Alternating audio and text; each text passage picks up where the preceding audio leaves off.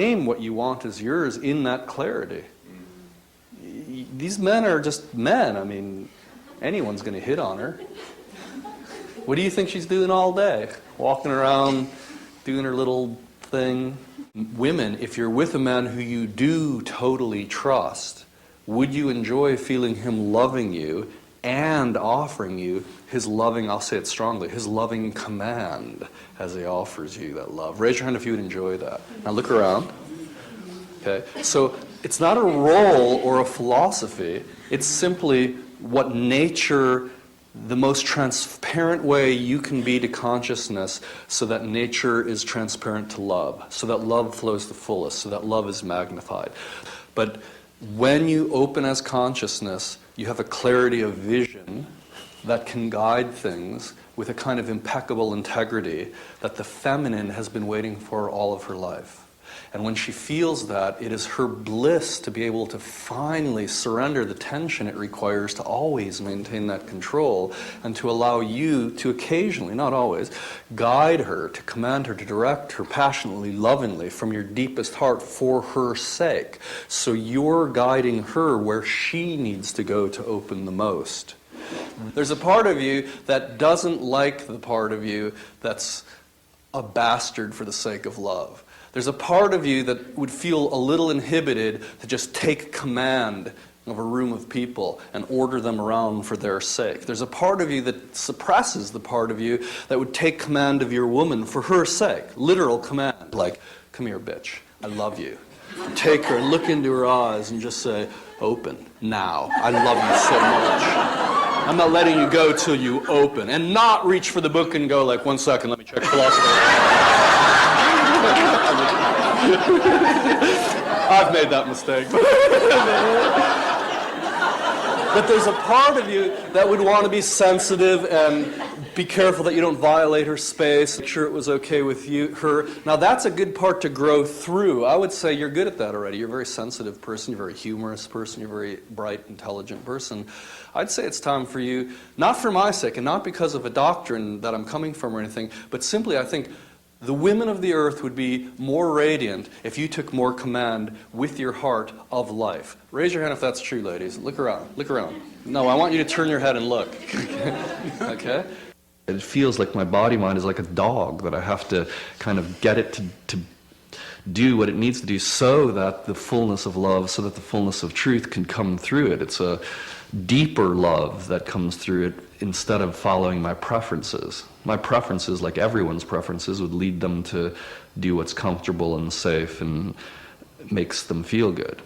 And that's what egoity is. That's what real suffering is. You follow the dictates of your own body-mind, and you might as well just be a pig snorkeling in your mud looking for your truffles and pigging out.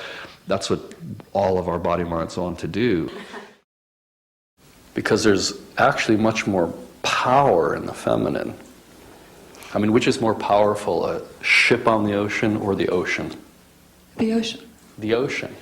But if you're trying to get somewhere, which would you rather be in? A ship. A ship. So the masculine's good for something. In all seriousness, the masculine's good for getting from point A to point B. The masculine's good for like cutting through the emotional waves and getting to something. The feminine, on the other hand, is power, is energy, is life. So a few things just quickly is you've misidentified strength with the masculine. Probably you felt it in your father or your mother. You thought that part of you would rather be emotionless and strong, which actually means away from emotions, away from the power of emotions. But I'm so obviously a fraud. I mean... It's obvious to me. It's obvious to him. So why do you choose to be a fraud? Besides that it's safer, it's easier, well, it's more like dad than like mom probably, you won't be abused, you won't get hurt as much, it feels like you're more protective, and meanwhile you die lonely, unpenetrated, tense, unable to express yourself, unfulfilled, with very little love in your life. Mm-hmm. It's a trade-off. You're losing. I know that. No, you don't. Yeah, I do. Then why are you up here? So you're doing to me, if you did... Because- Wait, stop for a second. You're so confident in the absolute bullshit part of you that you continue presenting it to me, expecting me to listen to it. I'm not your... I don't know your boyfriend, okay? So this is nothing personal. But I'm not some weasel ass who's going to let you go on and on babbling nonsense that is clearly your own suffering. Why would I want to sustain your suffering? Why would I want you to animate suffering? It would be like me saying, take this hammer, hit yourself in the head for a while. Go ahead, I'd like to watch. Oh yeah, that sounds good. Oh, I like the sound of that. You have a choice. Do you want to open as love or not? Yeah, I do. Then you don't know that you're choosing suffering, or you would just open as love. It's loving when you are feeling least loved. It's loving when you are feeling absolutely rejected. That's practice. It's easy to love when you're loved. It's quite difficult to live as the love that you truly are under circumstances of extraordinary pain because someone you love perhaps is not loving you back. You could tell how open your heart truly is by the quality of men you attract. It's not a pretty picture, usually. Usually, if you look at the people you attract, you find all kinds of sleazeballs and cretins, and partially committed pleasure oinkers, mommy Pete boys, you know, and that's because you are putting out that energy that's attracting them. They wouldn't be attracted to you if you weren't putting out that energy they wanted from you, the mommy energy, the pleasure energy. Put out the energy of, I want to be open to God by your consciousness. I'm settling for nothing less. You bring me less than that, I squash you. You bring me that, I worship you.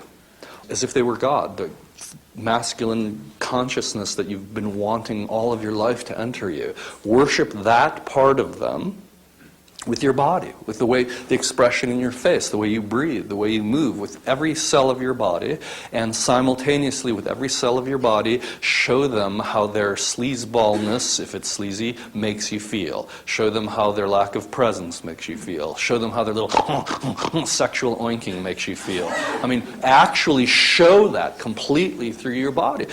I'm talking about offering your body as love itself, but not just the love like you would love your mother or the love you would like your dog or your child, which is true love also.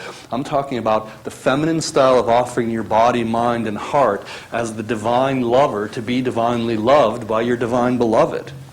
Unless you prefer to sit there and attract a man who comes to you, that's your choice. Yeah, I have fear with men. Yeah, so you attract fearful men. It's up to you when you're ready to offer yourself through that fear. Well, it's terrifying. Yeah, I'm willing to step through that fear. You're doing it right now. You're stepping through the fear right now, but you weren't 20 seconds ago. And that difference is the difference between a sleazeball being attracted to you and a good man being attracted to you. You need to maintain this disposition of vulnerable openness, responsiveness, authenticity to the expression of your heart, which you are doing now, but you weren't doing just a few minutes ago. So what women need to do is feel how deeply they want to be loved and give love, and show that through their body, and feel that in their body, and breathe that with every breath, and feel that in their heart while they live their life that they have chosen. So every time you're walking around in public and you're with a man friend, and let's assume that this man friend has a masculine essence, and you open with him, what happens is a transmission of sexual energy. It doesn't mean you have sex. You could have a platonic relationship. It could be totally clean and honest. Nevertheless, what's happening is it's a little sex. That's why you like it.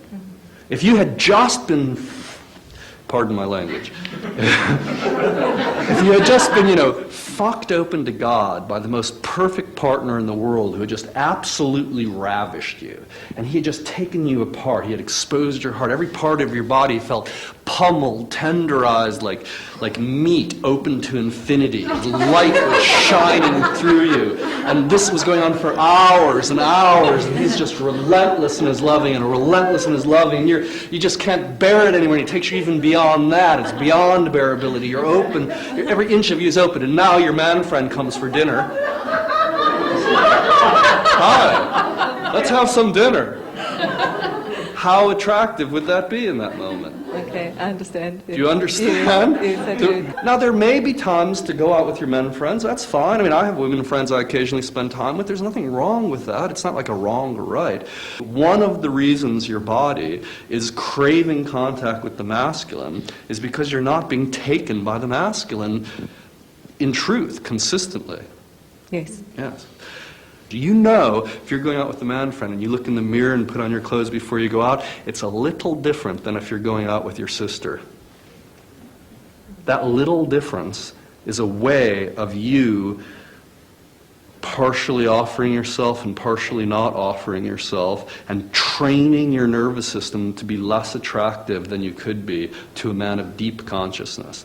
So a man of deep consciousness walks into a restaurant and, as every man does, scans the restaurant for the most radiant women. Men, raise your hand if wherever you go you always check it out for the most radiant women.